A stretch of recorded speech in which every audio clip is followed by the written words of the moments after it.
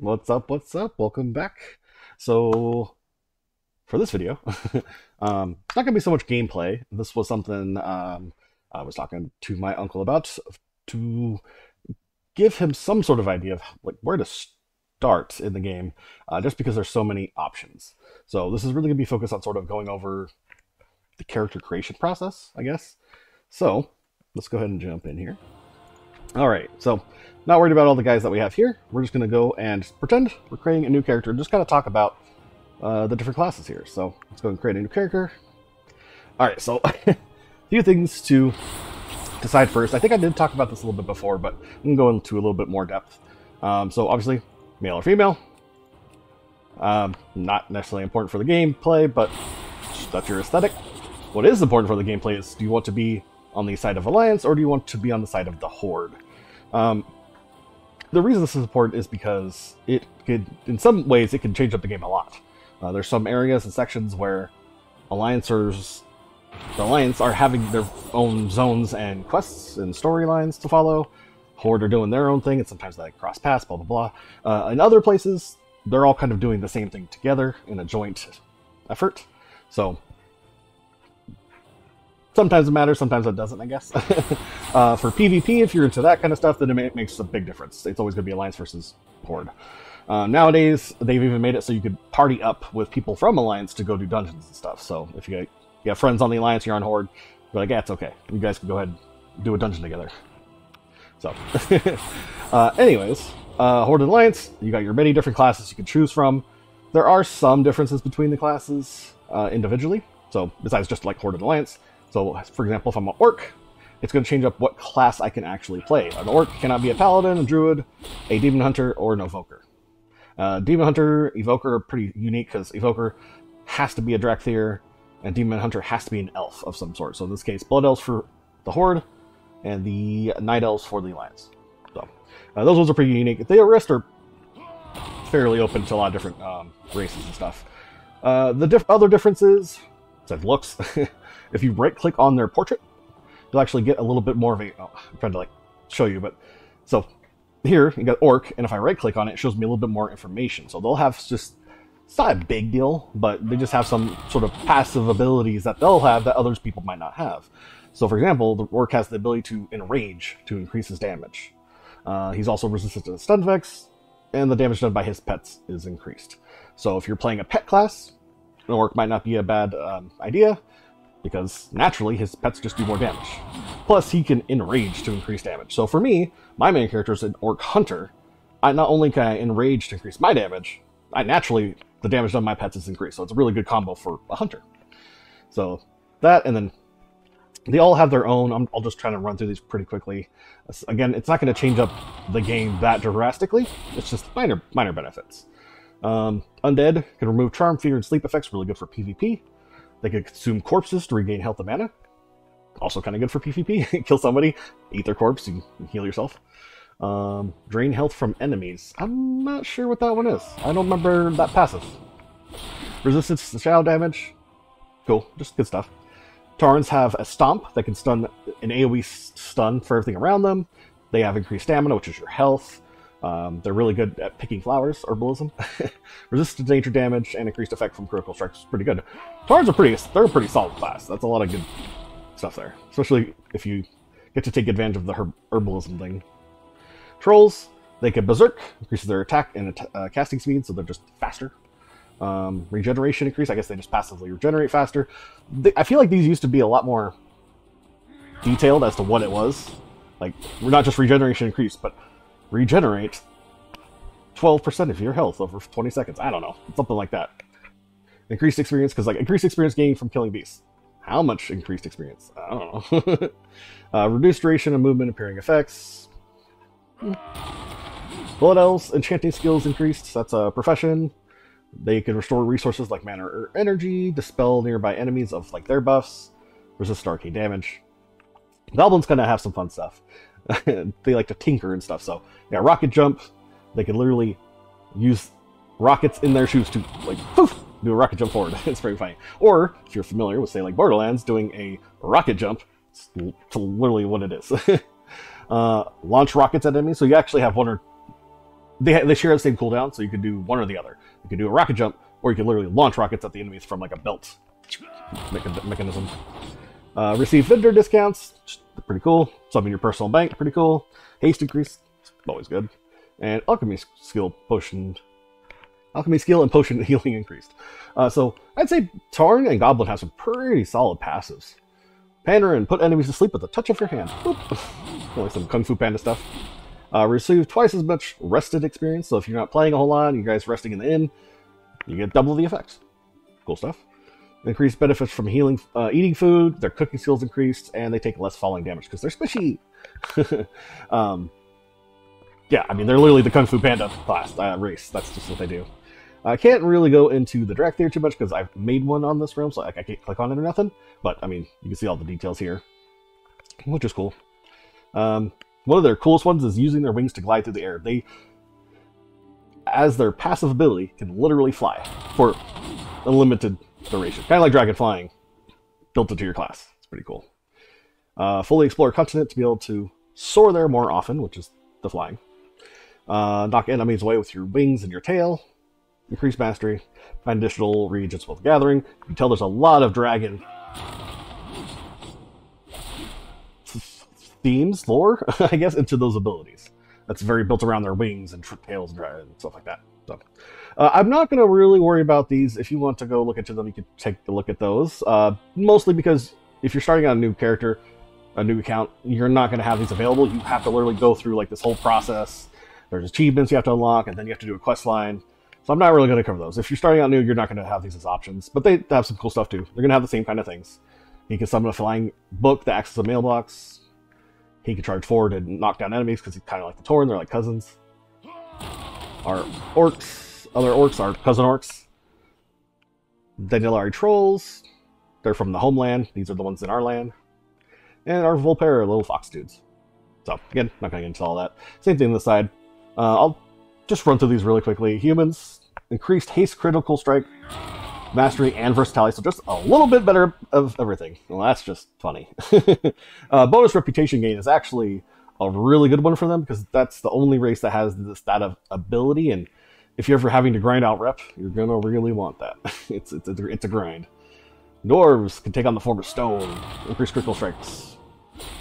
Can fade in the shadows, are more difficult to hit. That's kind of funny. Move faster when dead. If you never die, it's not that useful. But when you die, you become a little spirit, and you zoom a lot faster trying to get back to your body.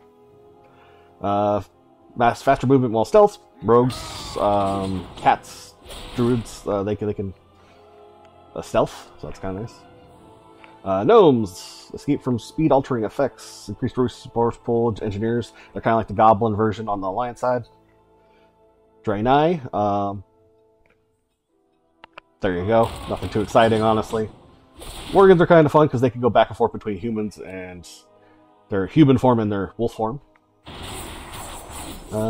Critical strike chance, getting skill and speed increased. And Pandarin is the same thing on either side. Because you create the Pandarin and you all start in the same place, and then you choose, do you want to be a Horde or Alliance in the game? And then, of course, they have the same thing Drac here. So, honestly, these aren't that crazy passives on the side. I mean, some of them, the getting skill and speed increase. The speed increase for professions is nice because just, something that less amount of time gathering it makes a difference. It's nice. I don't know, just solid. Eh. I mean, humans and their bonus reputation to gains and then everything being increased seems like probably the most beneficial passive out of all these. Okay, so anyways, that's your races. And then we'll go through, depending on which one's available, we'll go back and forth. So, warriors. Every class, well, I don't want to say every class, some classes are unique. Most classes have 3 different ways they can specialize. With a warrior, as you see here, this fella is all about being up close and personal and beating stuff up. I'm going to try to distinguish between being close range and long range because I feel like just from playing the game, that feels like 2 very different styles. Being up close and personal versus casting spells, firing a gun, stuff like that, being far back. still similar, but just the whole idea of being close versus far away. Mechanics in a fight feel very different if I'm being further back from the boss versus being up close next to maybe the tank or something. So, alrighty. And the other thing to keep in mind, of course, is the tanks, healers, and DPS nature of every class specialization, because that's how you're going to fit into a group. Every group of 5, which is just a normal dungeon, you're going to have a tank, a healer, 3 DPS. That's the composition. As you get to raids, it jumps up to, like, you need 10 of them. I forget exactly how that works. 2 tanks, 4 healers, the rest are DPS or something. I forget. Anyways, warriors, they can either be a tank, or they can be DPS, which is this damage per second. Just deal as much damage as possible. So they have 3 specializations. One's going to be the tank, they're the protection warrior, and then they have 2 different ones to deal damage. Either one who focuses on this one big two-handed weapon going in and charging in, or what this guy is, a fury warrior.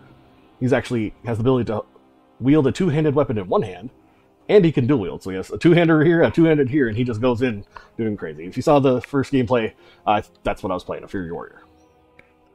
Hunter. Hunters can only deal damage. That's their role. Deal damage. They cannot tank, they cannot heal. They can deal damage. They have 3 different classes, or specializations, to deal that damage. You could be a Beastmaster, where you're... Hopefully I described the warrior good enough. I feel like I did. Tank, sword and shield, protect people, two-handed, 2 two-handeds. Okay. Hunter, Beastmaster. He's going to be focused on beasts. He does a lot of his damage from his partners, these little beasts that you can tame throughout the world.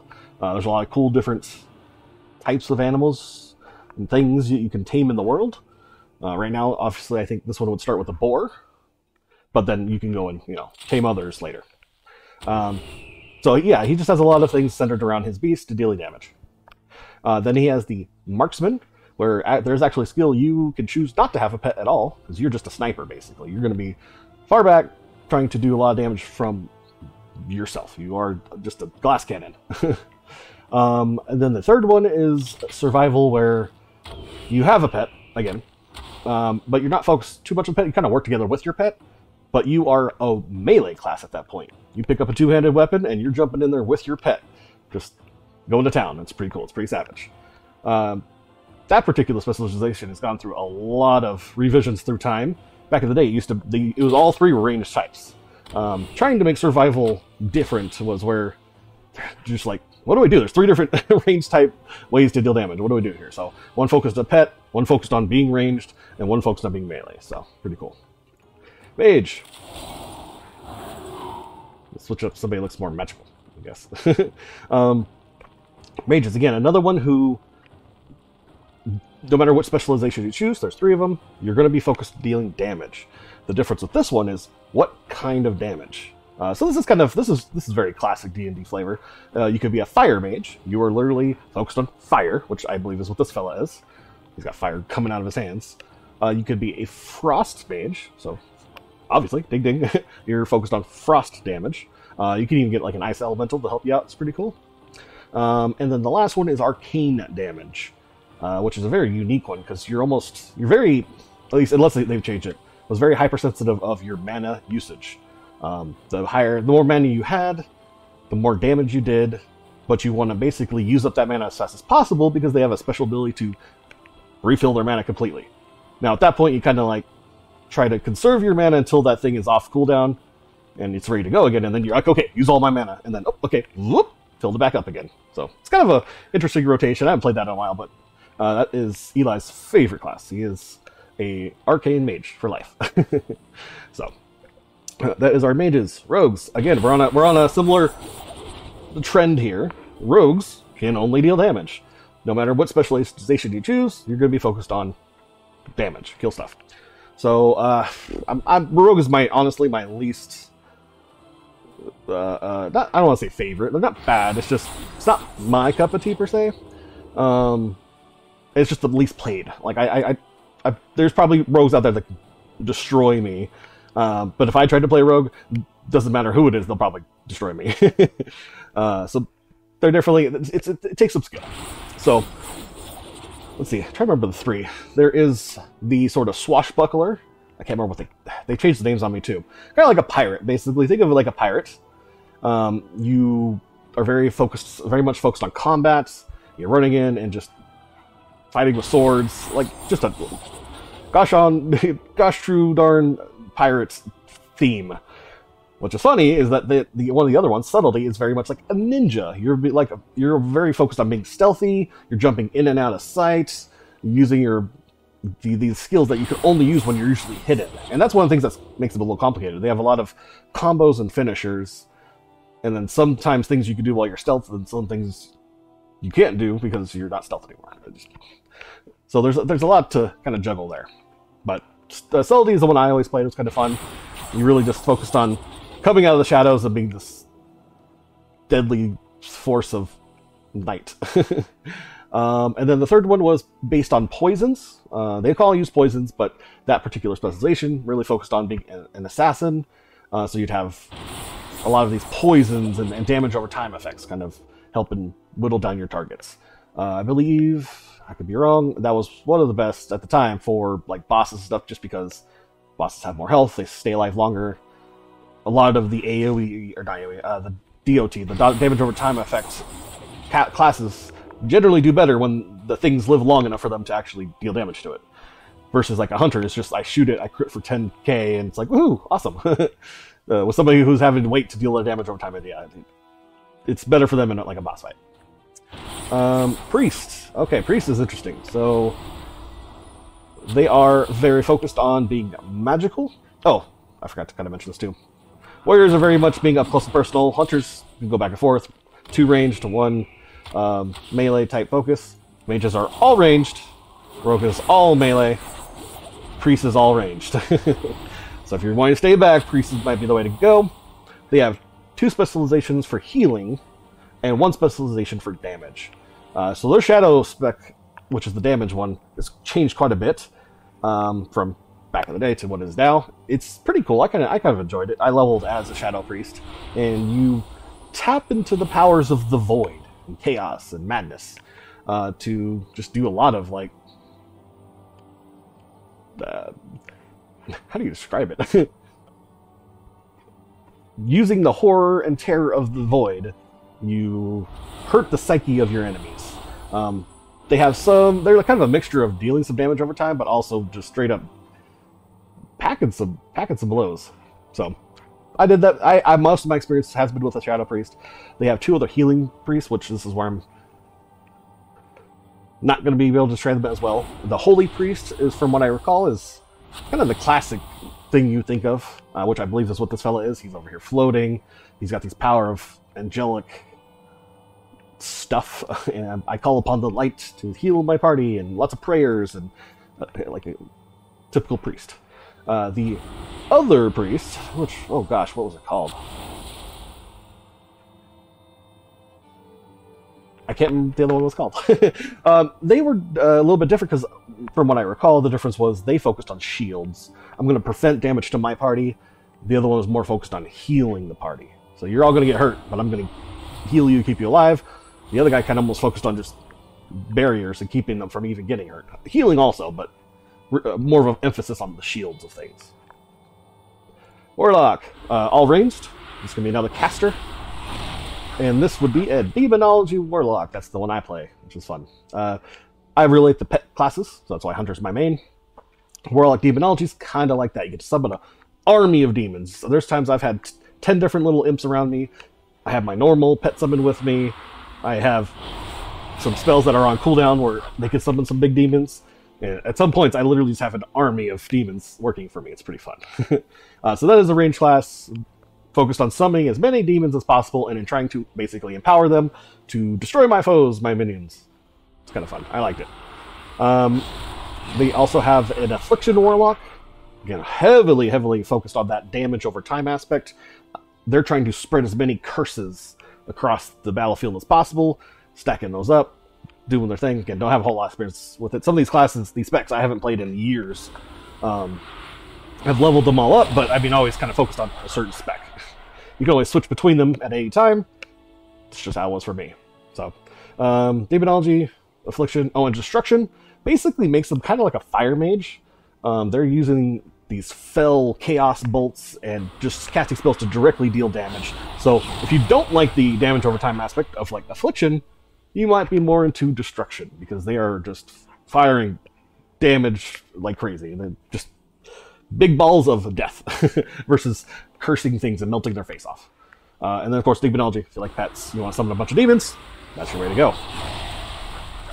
Alright, so let's go to a Paladin. I'm just trying to switch out the characters a little bit so we see something different. So with these fellows here, the Paladins, they can be a tank, a healer, or DPS. They can do anything. They're jack of all trades. We're getting to that area here that we start having some jack of all trades type stuff. So Paladins could be a tank. This is a tank. This is a prop Paladin. Obviously sword and shield. Their job is to keep everybody alive. That's usually how I noticed I play a lot of tanks. I don't like to tank for groups just because I don't like people. But I actually do really like the tank style tank play. Like, when I'm questing, I'll just go into an area and gather every mob I can possibly reach in like a circle, and then just fight 10 guys and be full health by the end of it. So I like that style, versus sometimes with some of the other classes a little more squishy, I have to fight like 1 or 2 guys at a time. I kill them faster, but if I try to take on any more than that, and they start dealing more damage to me than I can deal to them, and I'm dead. This guy's takes a little bit longer to kill them, but I'm not sweating even fighting 10 guys. So prop Paladins, again, focused theme-wise, obviously on the light, kind of like the priests. They can be a Retribution Paladin. It's going to be a melee focus, so they're going to drop the sword shield, they're going for a big two-hander, and they're going to be up in the face of enemies doing all their mystical, magical stuff. Just basically, instead of trying to focus on protecting people, they're focused on killing stuff. Either way, it's a Crusader, right? Prop Paladin. Retribution. Yeah, I would think of them as the Crusader. I don't know, they could be the one as Crusader. Not important. Last one would be the Holy Paladin, where they are focused on healing. Very much, again, like the Priest. They're calling upon the light to keep their partners alive. From what I recall, a lot of their healing was less like AoE healing my entire party, so much as very strong heals towards certain people. So they had to be very good about switching targets to keep people alive. I think they did make that a little bit easier over the course of expansions, but I haven't played it in ages, so couldn't tell you. Alright, let's see, who's a good druid? You guys. You guys are total... Night elves are the people of the trees. Oh, nice. So, druids are very unique. They have 4 different specializations. These 4 different specializations make them mean they can be a tank, they can deal damage, melee, they can deal ranged magical damage, or they can be a healer. Alright, so as the druid, they can shapeshift. Obviously, you see this guy turning into a cat. I'll explain that in a second. He has different forms he can jump into. Even some forms that help him move faster or fly. You can turn into a raven, and whew, that's pretty cool. It's one of my favorite things about druids, actually, is shapeshifting and stuff. So, if you are going to be a tank, you're going to be basically a big giant bear. And I say bear because that is the classic. If you switch into somebody else who could be a druid, like a worgen, who else could be? These Kultirans could be druids, these trolls could be druids. Depending on your race, actually changes up what you will look like. When I'm the Zandalari troll and I'm a druid, when I turn into a bear, my tank form, I'm actually turning into a giant turtle. No, it's not going to show us. So they're always turning into the cat form. So like this is the difference between that cat form and that cat form. So with the bear form, what it looks like is going to depend on your race, which is always kind of fun. I always look that up first to figure out which one do I want to be a druid. I look at the forms and be like, oh yeah, like this guy, I want to be a big dragon turtle, basically. It's Gamora, not Gamora. It's that one from freaking not King Kong. Jesus, Godzilla. Man, my brain. Anyways, if you're going to be a tank, you're going to be some sort of bear, something big and if you're going to be the feral druid, where you are getting up close and you are going to be a melee DPS, you're going to be some sort of cat form. This fella, you see him in a second. You're going to be something like this. They focus on kind of being like a rogue. They stealth, they get close, they scratch a lot of stuff, things start bleeding, and the more things are bleeding, the more damage they do. Okay, you kind of go into like berserky kind of, you know, your cat just on the loose. There's a bloodlust, which is actually a skill in the game, so don't get that confused. Then you got the balanced druid. You are focused on being a magical caster, basically, kind of like a mage. They're, how to explain it, moonkin. They look like something that stands on 2 feet and has chicken wings but looks like a bear. Yeah, that one you have to look up. I can't describe a moonkin very well. But again, everybody has their own form. So you got like the bear form, that's the cat form. Then you have the moonkin form.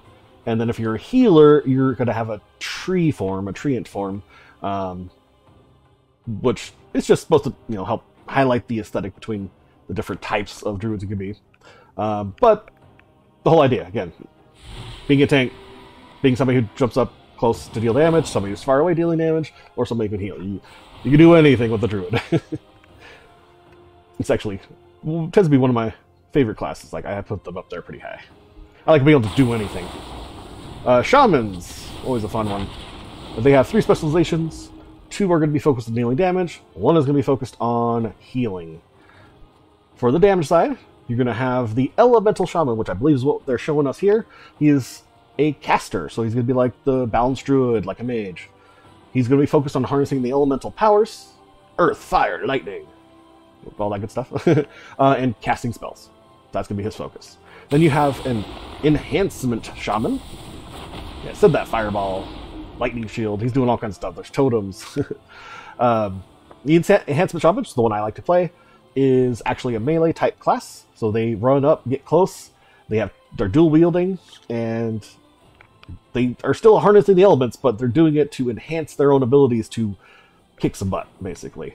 They have a skill called Wind Fury, is always fun. It basically lets you, like, double attack, like whack whack, when it triggers. So that's always kind of fun. So Enhancement Shaman, that's great. And then healing, they're Resto Shaman. They're focused on keeping people alive. They do have like an Earth Shield they put on somebody to kind of help keep them, like, tank alive. And then just general chain heals, stuff like that. Monks, another one I'm not very good with, kind of like the rogues. I put them kind of my lower, not lower tier as in they suck, lower tier in the ones that I'm good at playing. Monks, they could do 3 things. They could be a tank, DPS, healer. Basic. So at this end, actually, these 4, I believe, are the newest classes that were added to the game. We started with these first ones, and then these 4 are like kind of the newest ones they've added, with Evoker being the newest. Death Knight, I believe, actually came before Monks. So it would have been Death Knight, Monk, Demon Hunter, Evoker. Anyways, Monks can tank. They become a Brewmaster, which is fun. Monks came about with the... Actually, yeah, this is perfect. I should make it a Pandaren. Monks came with the release of the Monks. Monks came with the release of Monks. Monks came with the release of the Pandas during the Mists of Pandaria. And they are very much kind of like that monk aesthetic. They love eating their food. They love getting drunk. They can also be very disciplined, because there are these like different monk schools and academies on their land, their homeland, that we go explore. So a lot of this came from them. Anyways, you got a Brewmaster who uses brews to strengthen himself, burn his enemies. He's like literally just like takes a swig and blows fire into their face. You throwing around kegs of beer and smashing it on people. It's pretty funny. That's the one I like to play when I do play a monk. They have the Windwalker, basically the classic like Bruce Lee kind of monk. He's wah, wah, wah, wah, wah, wah, fist of fury, you know, that kind of stuff. Then the last one is the... don't know what it's called. The healer version. And they use a lot of spiritual chi and stuff like that to keep their party alive. Demon Hunter. So again, we have to go to a elf of some sort to get to here.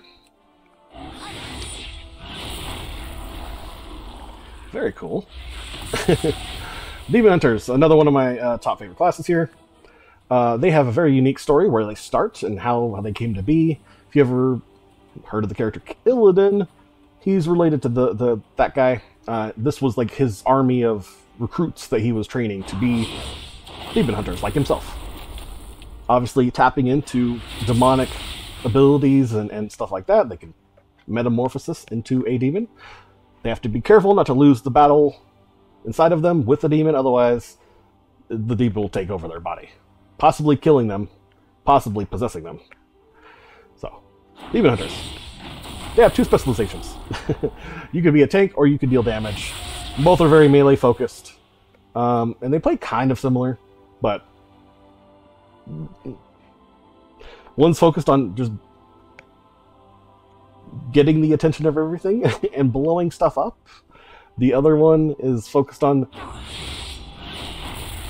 being close and blowing stuff up.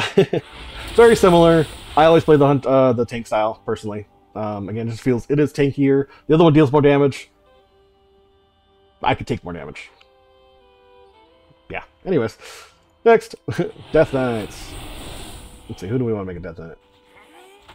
The Undead. Why not? Alright, so these fellas, what is he playing? I think he's playing a Blood Death Knight. So they have 3 specializations. Blood, Frost, and Unholy. A Blood Death Knight is the tank. The Frost and the Unholy will be DPS. All 3 are going to be melee, so you're going to be up close and personal. Your Blood style is, you got blood barriers, a lot of healing, making the blood in your enemies burst and just trying to gather up their attention. Frost, you actually will be a dual wielder, so you're going to have 2 swords in your hand, and you're focused on a lot of icy powers. You're calling down frigid winds, you can call down ice dragons, and really just kind of chaining these different combos together. I don't want to get into all that because that's specific to different things. But yeah, so dual wield and a lot of frosty powers. And then Unholy is going to focus on more diseases. Your undead, your little undead minion back there. They can all summon the undead minion, but the Unholy actually has one with them permanently, which is pretty cool. And so that guy, yeah, he just focused on spreading diseases, kind of like an Affliction Warlock. He has a pet, he spreads diseases. He's up close and personal. He's like causing festering wounds on enemies, and then he'll actually has a different ability to burst those, which is disgusting. But yeah, he causes festering wounds, and then he will like burst those, and yeah. And plus, he can actually turn his little minion dude. That's like everybody. The other styles for him get to summon it for a little bit, and then it goes away. For him, it's permanent, and you actually get to upgrade it to like this bigger, like mutated zombie thing, which just basically increases his damage. Blah blah blah. Good stuff. And then Evoker, I can't get to it. That one is kind of like the Demon Hunter. It has 2 specializations. You could be a damage dealer, which is very mage-like. You're dealing a lot of damage with spells. You're casting spells, but it's very heavily influenced by it being a dragon, since it is the only person that can play that class is this dragon, which I can't click on. Well, that dragon here will be able to do things, or rather, the Evoker will be able to like fly over enemies and just breathe fire down on them. You can channel this big blue burst of energy from your mouth. A lot of dragon-y based abilities. Again, you're either going to be focused on dealing damage, or you're going to be focused on healing people, and they pull in a bit of some of this, like the elements of what you're doing on either side, from the elements of the dragons. There's 5 Dragonflight colors. Red is for life, black was earth, green was dreams, bronze is time, blue was magic. I believe that's rough jest. I might be a little bit off of some of those names, titles, but that would be the 5. So if you're an Evoker, you're going to be choosing, like, if I want to deal destruction, I'm going to use kind of like, I will rely on these powers. If I'm going to be trying to heal things, I'm going to rely on these powers. So the dreams, the green, and the time are ones that like are sort of healing based because they could use time to try and rewind damage, or the green is you're breathing sort of. What's weird that red's used more for destruction, but green is used more for healing. When I think of breathing life into somebody, it would be more like the red Dragonflight, but whatever. I'm not going to criticize here. Either way, it's mostly for flavor. You just use your skills and you're good to go. So you just choose, do you want to be a healer, or do you want to be a casting DPS, kind of like a mage? That's Dragon. So, oh boy, that was quite a bit of info to download on you. I did notice I favored the Horde because I am a Horde player. That's what I do. If you do want a more in-depth breakdown of one of these particular characters, I could totally do that as well. I was trying to just knock it all out at once. The other thing to keep in mind when you are making a new account, new character, where do you want to play? So here, at the first time you like jump in, it's just gonna be like, make a character. You might want to take a step back and say, like, it might start you, literally, when you start an account, it's gonna be like, let's start a character. You could actually click back, and you'll end up on a screen where you're in a realm with no characters. And if you click on change realm, you'll be able to select where you want to go. So for example, if they're putting you somewhere by default, they're probably not going to put you into a full server. Moonguard. It's a joke I'll tell you later. These ones are high, so again, they're probably not going to put you into these places. They're going to put you into either maybe a low population place, which I don't think so. I think they're going to try and put you into one of these new players. So they'll put you around people that are newer, whether that's newer experience, they just started the game as well, whatever, blah, blah, blah, blah, blah. These are going to be servers for new players. The ones I'm on, at this point, are now low servers. It's fluctuated, but nowadays they've all been low. My main one for Horde is Rexar. My main one for Alliance is the Echo Isles. And then I just have a couple on some of these random ones because I have friends on these other servers. Actually, this is the first server the first one I ever joined back in the day, Medivh. I never continued. And this fella here, oh, if it's gonna load, come on. I've been here so long, it's freaking out. This is the first character I ever made in World of Warcraft. It was a Night Elf Alliance Druid named Swiftclaw, which I still love. I keep him here purely because of the history. You were my first character. Back in Vanilla WoW. I didn't even know what I was doing. I was wearing cloth gear and I didn't know. Wasn't optimizing my stats. I didn't know what the heck I was doing back then. But I think I did jump in at some point and just like change up his style so he looked decent, not just like a homeless person. And now this is how he'll forever look.